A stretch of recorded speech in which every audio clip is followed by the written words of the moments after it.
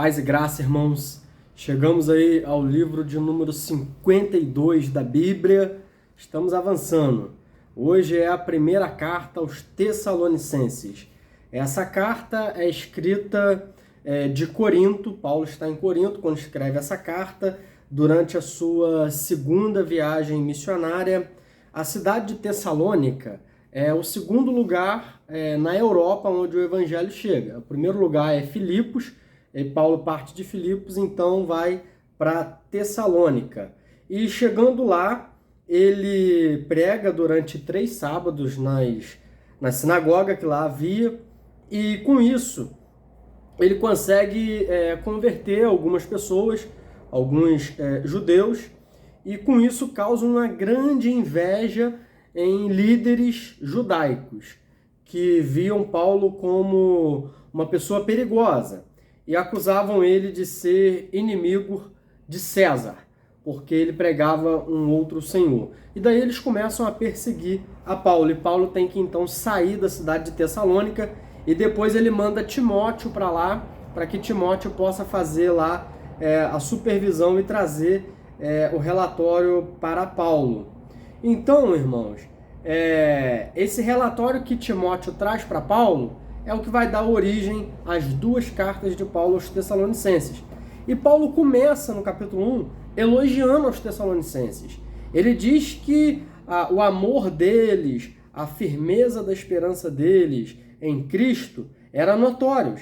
Aliás, eles tinham se tornado exemplo para todos os cristãos da Macedônia e da Acaia, porque eles haviam abraçado o evangelho de tal forma e estavam praticando ali o amor uns para com os outros, tinham se convertido, tinham abandonado os ídolos. A gente vê isso no capítulo 1, verso 9, deixando os ídolos para vos converterdes ao Deus vivo e verdadeiro, e também para guardar do céu o seu Filho, a quem ele ressuscitou, Jesus dentre os mortos, e que nos livra da ira vindoura. Capítulo 1, verso 10, ele dá uma promessa clara aqui de que a igreja não vai passar pela grande tribulação, porque Jesus ele é aquele que nos livra da ira vindoura. Aliás, irmãos, essa carta de Tessalonicenses, Paulo ele vai elogiar os irmãos pela fé deles, pelo amor deles, e também vai tirar algumas dúvidas em relação à vinda de Jesus,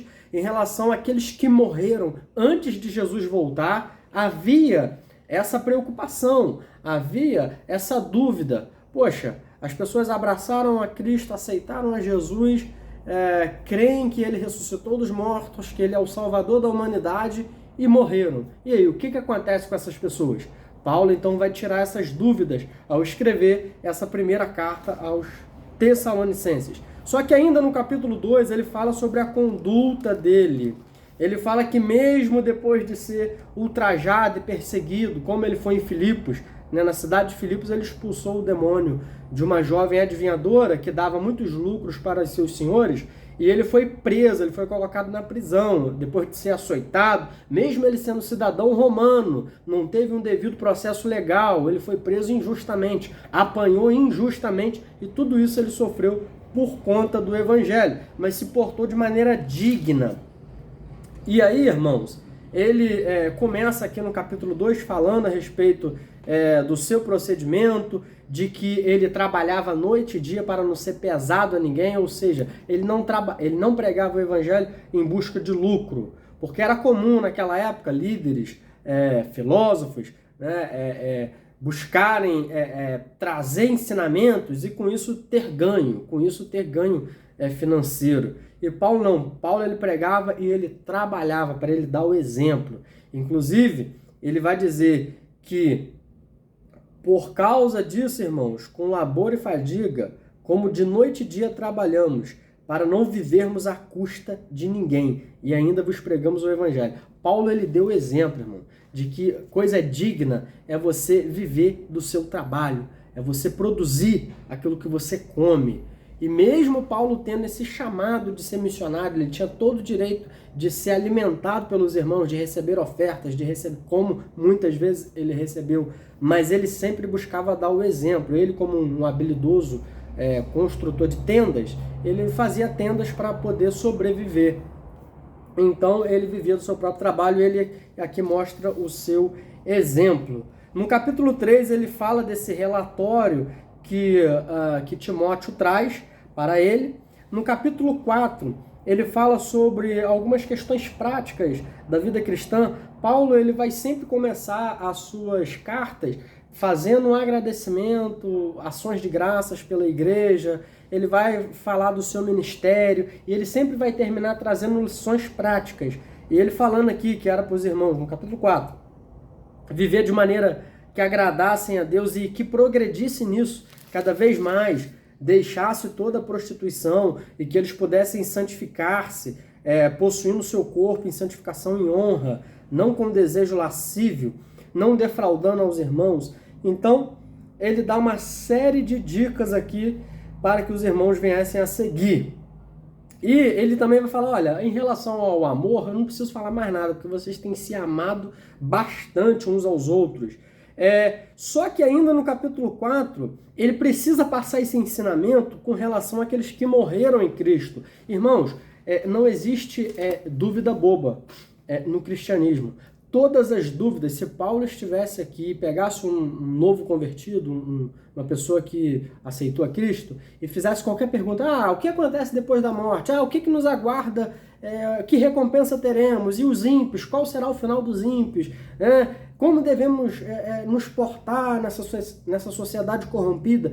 Paulo ele traria todos os ensinamentos, tiraria todas as dúvidas com a maior paciência, porque ele era um mestre por excelência. Ele era um apóstolo, um fundador de igrejas, mas também era um mestre por excelência.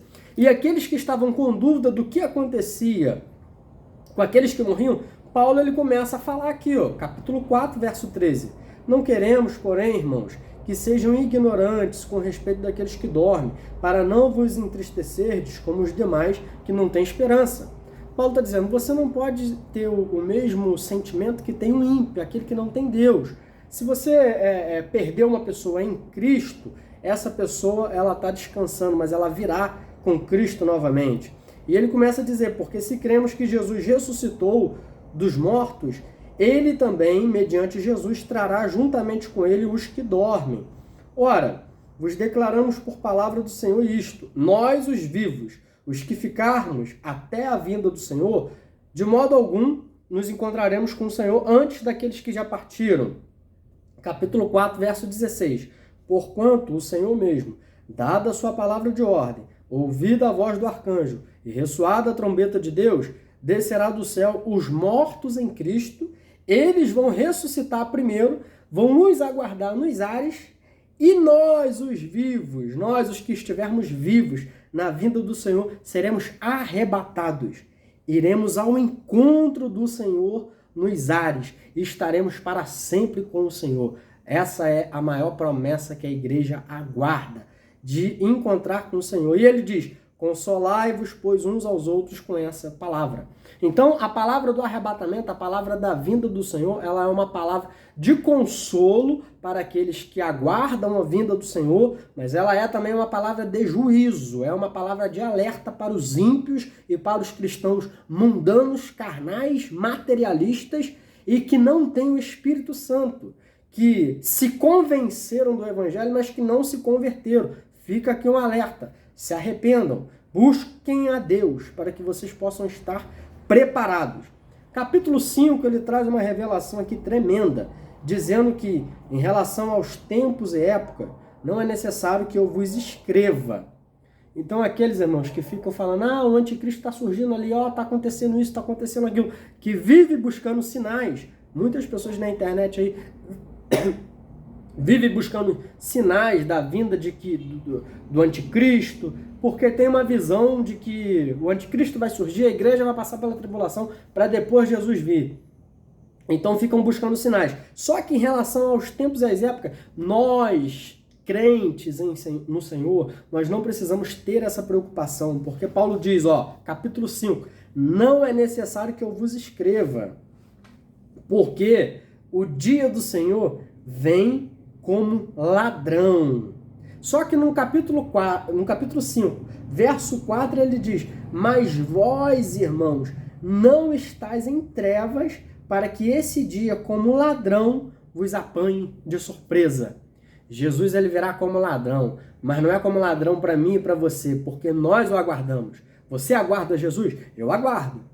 O meu coração, a minha alma anseia. Maranata, hora vem, Senhor Jesus. Eu tenho o Espírito dele. Você que tem o Espírito dele, você não será pego de surpresa, porque você anseia por esse momento. Você espera por esse momento. Você está aguardando esse momento. Você não aguarda o ladrão vindo na sua casa. Agora, os ímpios, os incrédulos, os carnais, aqueles que brincam com o evangelho, para esses, o Senhor virá como ladrão, porque eles não estão esperando. Entendeu? Pegou a visão? Então, ele virá como ladrão para os incrédulos, para os ímpios. Eu e você não, nós aguardamos a ele, nós clamamos pela vinda dele. Então, ele não nos pegará de surpresa, porque nós aguardamos a sua vinda. Então, duas coisas aqui maravilhosas. Ele virá arrebatar a sua igreja. Nós não precisamos nos preocupar com tempos e épocas, porque nós estamos preparados. Seja agora, seja daqui a 2000 anos, seja na hora da nossa morte, seja na vinda dele, nós estamos preparados, porque nós temos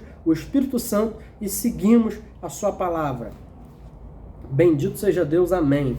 E ele termina o capítulo 5 aqui, dando uma série de conselhos, falando para que a gente se regozije sempre, orar sem cessar. Paulo, ele insiste nisso. Você que quer ter um relacionamento com Deus, não tem como ter um relacionamento com Deus distante da sua palavra e sem ter uma vida de oração.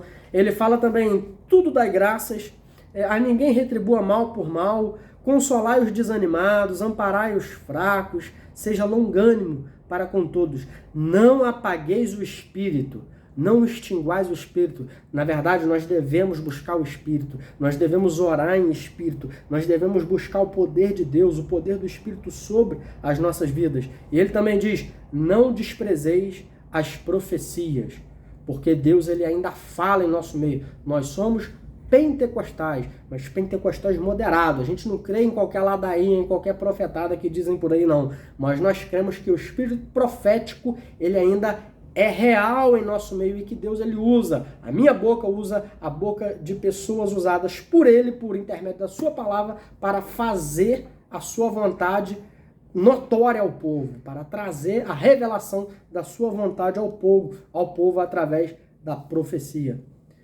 Julgai todas as coisas e retende o que é bom.